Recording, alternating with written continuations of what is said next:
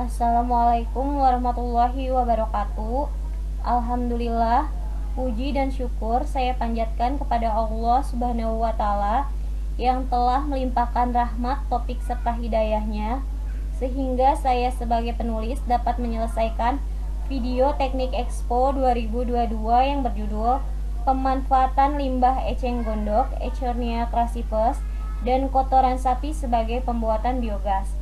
Sebelumnya, perkenalkan, nama saya Iin Indriani dari Program Studi Teknik Kimia Universitas Islam Syekh Yusuf Tangerang,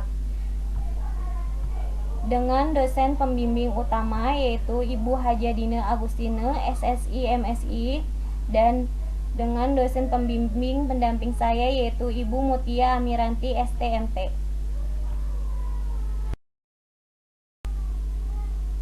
Selanjutnya ada bab 1 yaitu latar belakang.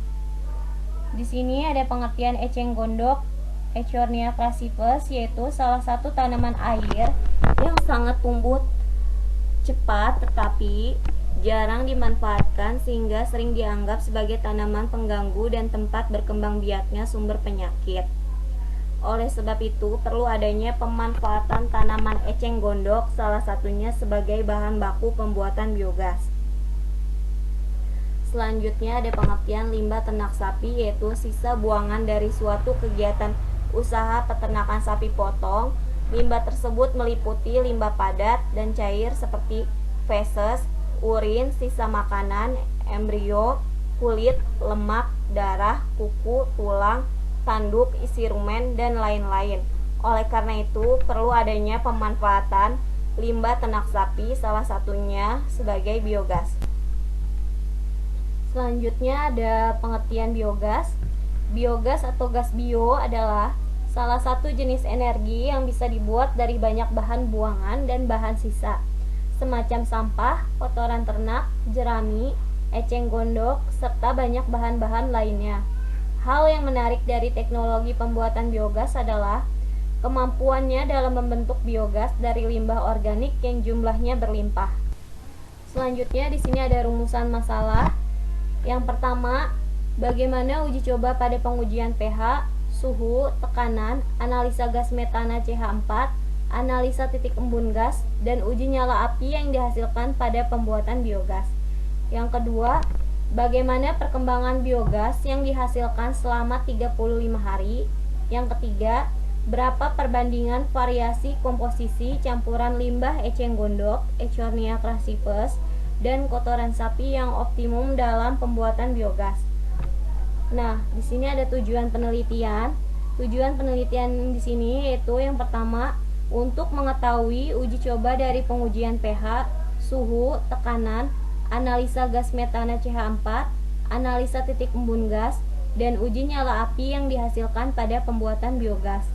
Yang kedua, untuk mengetahui hasil dari perkembangan biogas yang dihasilkan selama 35 hari. Yang ketiga, untuk mengetahui perbandingan variasi komposisi campuran limbah eceng gondok, Echornia crassipes, dan kotoran sapi yang optimum dalam pembuatan biogas. Nah, selanjutnya di sini ada manfaat teoritis, yaitu dalam penelitian ini semoga bermanfaat dalam bidang ilmu teknik kimia tentang pembuatan biogas yang berbahan dasar limbah eceng gondok dan kotoran sapi. Yang kedua, di sini ada manfaat praktis, yaitu bagi penulis dapat menambah wawasan ilmu pengetahuan dan pengalaman secara langsung tentang pengolahan dan pemanfaatan biogas. Bagi instansi, yaitu dapat menambah pengetahuan serta motivasi tentang cara pengelolaan dan pengembangan biogas dari campuran bahan dasar limbah eceng gondok, Echornia crassipes, dan kotoran sapi. Bagi masyarakat, dengan adanya penelitian ini diharapkan dapat memberikan motivasi, inovasi, serta kreativitas yang dapat diaplikasikan ke dalam kehidupan bermasyarakat. Selanjutnya di sini ada bab 2, yaitu tinjauan pustaka. Yang pertama ada pengertian energi. Energi merupakan sumber daya yang dapat digunakan untuk melakukan berbagai proses kegiatan termasuk bahan bakar, listrik, energi mekanik, dan panas. Menurut Wahyuni 2019, terdapat dua jenis energi, yaitu energi terbarukan dan energi tak terbarukan. Selanjutnya ada pengertian energi biomasa. Biomasa adalah sumber energi yang terbarukan dengan memanfaatkan limbah dari organik. Energi biomasa merupakan jenis bahan bakar yang dibuat dengan mengkonversikan bahan biologis seperti tanaman. Menurut DPU Kabupaten Semarang, ada 4 jenis energi biomasa, yaitu bahan bakar padat limbah organik, bahan bakar limbah padat anorganik, bahan bakar gas, bahan bakar biofuel cairan. Selanjutnya ada pengertian biogas. Biogas merupakan gas yang dihasilkan dari aktivitas anaerobik atau fermentasi dari bahan-bahan organik, termasuk diantaranya kotoran manusia, hewan, limbah domestik seperti rumah tangga, serta sampah biodegradable. Kandungan utama dalam biogas adalah gas metana CH4 dan karbon dioksida CO2. Nah, untuk lebih jelasnya ada pada tabel 1.1 yaitu tentang komposisi biogas. Komposisi biogas ini komponennya di sini ada metana yaitu mengandung 55 sampai 75%, karbon dioksida 5 sampai 45%, nitrogennya itu 0 sampai 0,3%, hidrogennya itu 1 sampai 5%, hidrogen sulfidanya itu 0 sampai 3%, dan oksigennya itu 0,1 sampai 0,5%. Menurut sumber Hardianto dan Hermawan 2019. Selanjutnya di sini ada proses pembentukan biogas. Yang pertama itu ada tahap hidrolisis atau tahap pelarutan. Yang kedua di sini ada tahap asidogenesis yaitu tahap pengasaman. Yang ketiga yaitu ada tahap metanogenesis yaitu tahap pembentukan gas metana.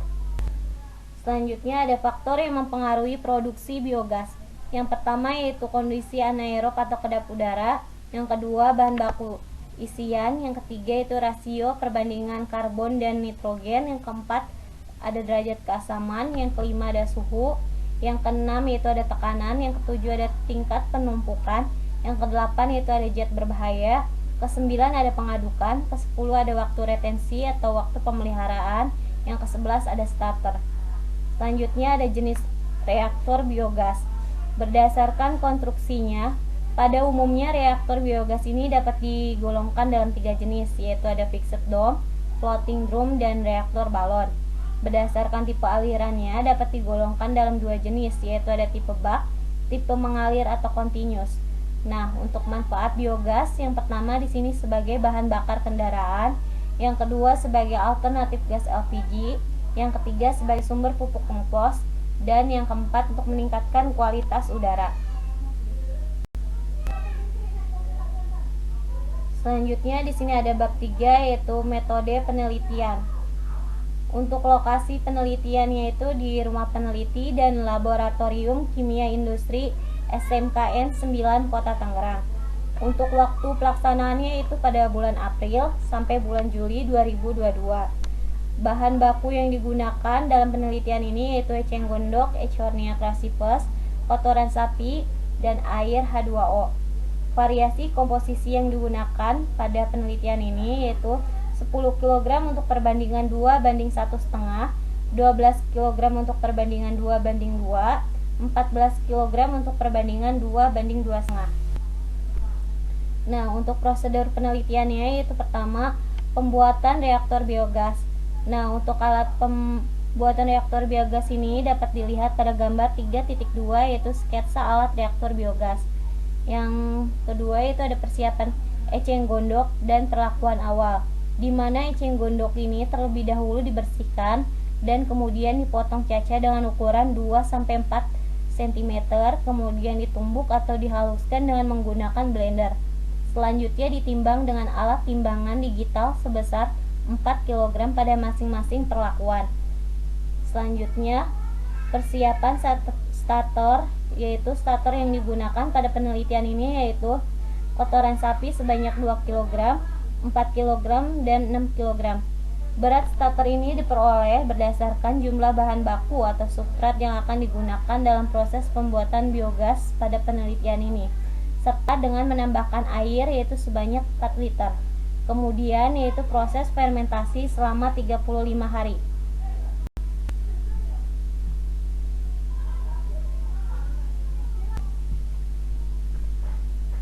Selanjutnya di sini ada desain alat peraga. Di sini saya menggunakan galon air yang berukuran 19 liter yang kemudian dicat berwarna hitam. Kemudian galon tersebut dilubangi untuk lubang pipa pemasukan bahan dan dilubangi untuk termometer sebagai pengukuran suhu. Kemudian dilubangi untuk manometer pengukuran tekanan dan dilubangi untuk selang pengeluaran gas, di mana selang pengeluaran gas ini menggunakan tiga sambungan, yaitu untuk ban penampung gas dan keran kompresor untuk pengukuran uji nyala api. Nah, untuk lubang kerannya ini untuk pengambilan sampel pada gas metana dan untuk ujian pH meter.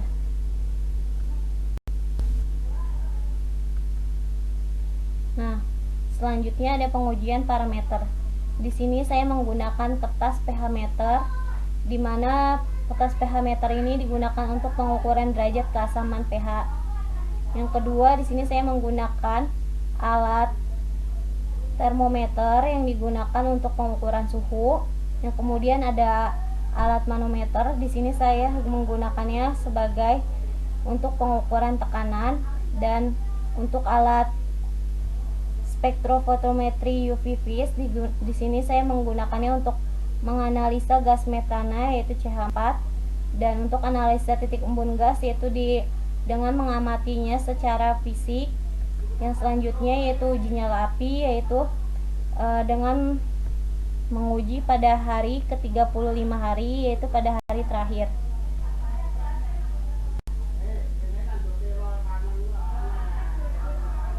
Nah, selanjutnya ada metode pengumpulan data. Yang pertama yaitu ada kajian pustaka, yaitu dengan membaca jurnal ilmiah dan buku-buku yang berkaitan dengan penelitian. Yang kedua, metode eksperimen dengan penelitian secara langsung. Selanjutnya di sini ada bab 4, yaitu hasil dan pembahasan. Untuk objek penelitiannya ini, di sini saya mengambil eceng gondok dan kotoran sapi, yaitu di rumah saya sendiri di daerah Desa Sukaharja, yaitu Kecamatan Sindang Jaya, Kabupaten Tangerang, Banten. Nah, untuk proses pembuatan biogas, di sini yang pertama yaitu pencucian eceng gondok dengan menggunakan air bersih, kemudian pemotongan eceng gondok yaitu dengan ukuran 2-4 cm, kemudian penghalusan eceng gondok dengan menggunakan blender. Selanjutnya ada penimbangan eceng gondok dengan timbangan alat digital, kemudian penimbangan kotoran sapi dengan alat timbangan digital, dan terakhir yaitu proses fermentasi selama 35 hari dengan menggunakan galon air yang berukuran 19 liter. Nah, di sini untuk pengujian parameternya itu ada pengujian derajat keasaman pH, yaitu dapat dilihat pada tabel 4.1 dan gambar grafik 4.10. Pada pengukuran pH ini dilakukan pada hari ke-0, 7, 14, 21, 28, dan 35. Nah, pada variasi komposisi 2:1,5, nilai pH-nya yang tertinggi yaitu pada hari kedua dengan nilai 7,0, dan pada hari ke-21 nilai pH-nya yang menurun yaitu dengan menghasilkan nilai 6,0. Pada variasi komposisi 2:2, nilai pH tertingginya itu pada hari ke-14 yaitu nilainya 7,3, dan turun pada hari ke-28 yaitu 6,0. Sedangkan pada variasi komposisi 2:2,5, nilai pH tertingginya itu pada hari ke-0 yaitu nilainya 7,5, dan turun pada hari ke-28 yaitu nilai pH-nya 6,5. Nah, pada perbedaan ini dipengaruhi oleh kondisi lingkungan yang lembab dan aktivitas mikroorganisme penghasil gas metana. Nilai pH yang optimum dalam pembuatan biogas yaitu sekitar 6,8 sampai dengan 7,8. Nah, dari hasil penelitian yang peroleh bahwa pada variasi komposisi 2:2,5 menghasilkan nilai pH yang terbaik yaitu sebesar 7,5. Untuk pengukuran tekanan, yaitu dapat dilihat pada gambar 4.12. Nah, untuk tekanan ini dilakukan pada setiap hari dengan melihat angka atau nilai yang ditunjukkan pada manometer. Berdasarkan gambar grafik 4.12, pada variasi komposisi 2:1,5 diperoleh tekanan tertinggi yaitu pada hari ketiga, yaitu 26,66 PSI, dan menurun pada hari ke-6 yaitu 0 PSI. Pada variasi komposisi 2:2 diperoleh tekanan tertinggi yaitu pada hari ke-22 yaitu 33,33 PSI dan menurun pada hari ke-26 yaitu 0 PSI. Sedangkan pada variasi 2:2,5 diperoleh tekanan tertinggi pada hari ke-13 yaitu 36,66 PSI dan menurun pada hari ke-19 yaitu 0 PSI. Dari hasil penelitian ketiga variasi komposisi yang berbeda-beda diperoleh nilai tekanan yang optimum pada variasi 2:2,5 yaitu 36,66 PSI. Selanjutnya di sini ada pengukuran analisa gas metana CH4. Gas metana CH4 yang diperoleh dari fermentasi kemudian diukur absorbansinya dengan menggunakan alat spektrofotometri UV vis. Nilai absorbansi kemudian dimasukkan ke dalam persamaan pada kurva kalibrasi sehingga diperoleh garis persamaan Y sama dengan 0,029X ditambah 0,033 dengan nilai R pangkat 2 sebesar 0,9471. Persamaan garis yang didapat dari kurva kalibrasi digunakan untuk menentukan konsentrasi CH4 sampel. Hasil analisa nilai absorbansi ini dapat dilihat pada tabel 4.2 dan gambar grafik 4.13.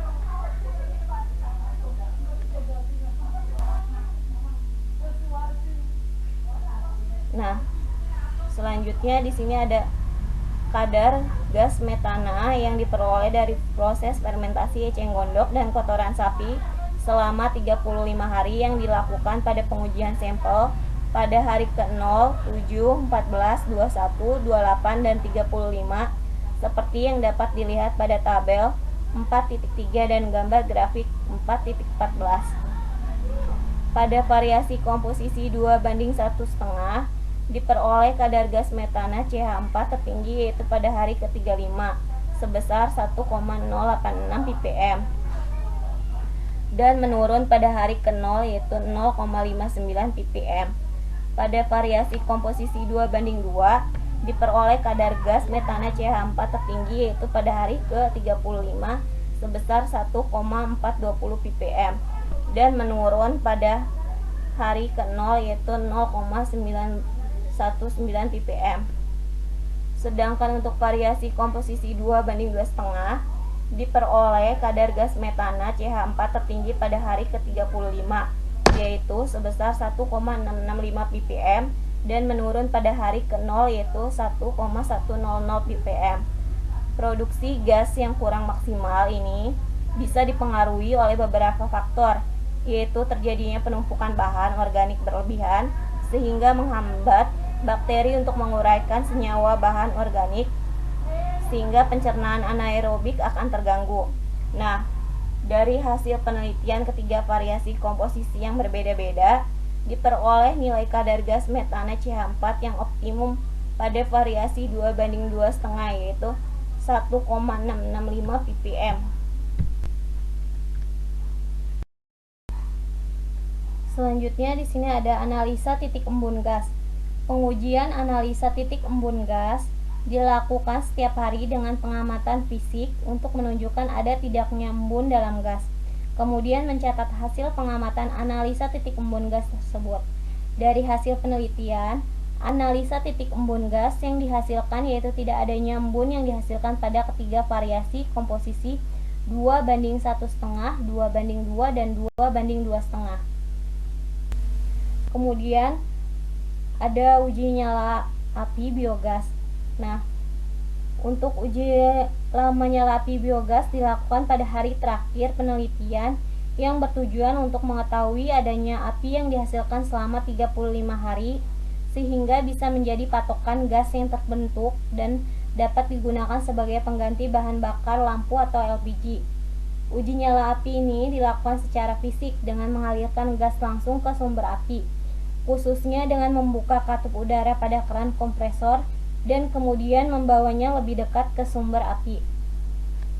Berdasarkan gambar 4.13 diperoleh hasil bahwa pada variasi komposisi 2:1,5 diperoleh hasil biogas yang dihasilkan dapat terbakar hanya saja nyala apinya biogas yang singkat yaitu 2 detik. Kemudian pada variasi komposisi 2:2 diperoleh hasil bahwa biogas yang dihasilkan dapat terbakar dan nyala api yang diperoleh yaitu selama 5 detik.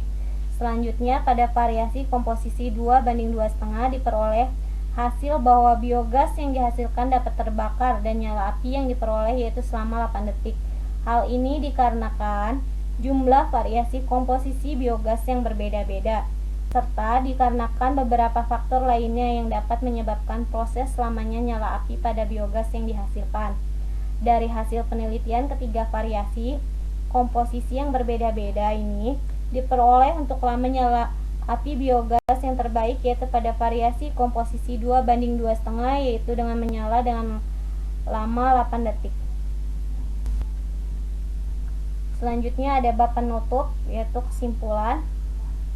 Pertama yaitu berdasarkan hasil uji coba penelitian ini yaitu menunjukkan pada variasi komposisi 2:2,5 merupakan hasil yang terbaik dalam memproduksi biogas dengan nilai pH 7,5, suhunya yaitu 35,66 derajat Celcius, tekanannya yaitu 36,66 PSI, kadar gas metananya CH4 yang dihasilkan yaitu 1,665 ppm, tidak adanya embun gas dan uji nyala api biogas yang dihasilkan yaitu selama 8 detik.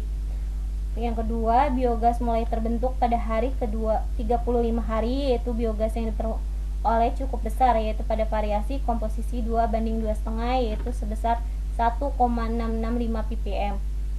Yang ketiga yaitu pada perbandingan komposisi 2:2,5 yaitu eceng gondok 4 kg ditambahkan air 4 liter dan kotoran sapi 6 kg merupakan hasil yang paling optimum dalam pembuatan biogas berbahan baku limbah eceng gondok dan kotoran sapi.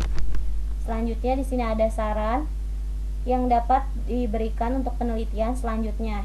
Yang pertama yaitu perlunya dilakukan pengujian lebih lanjut pada pembuatan biogas ini agar lebih mendapatkan banyak pengetahuan mengenai biogas berbahan baku limbah eceng gondok dan kotoran sapi. Yang kedua, sebaiknya menggunakan perbandingan variasi komposisi sampel yang berbeda-beda dengan menggunakan komposisi sampel yang lebih besar. Cukup sekian dari presentasi video saya, kurang dan lebihnya mohon maaf. Wabillahi taufiq wal hidayah. Wassalamualaikum warahmatullahi wabarakatuh.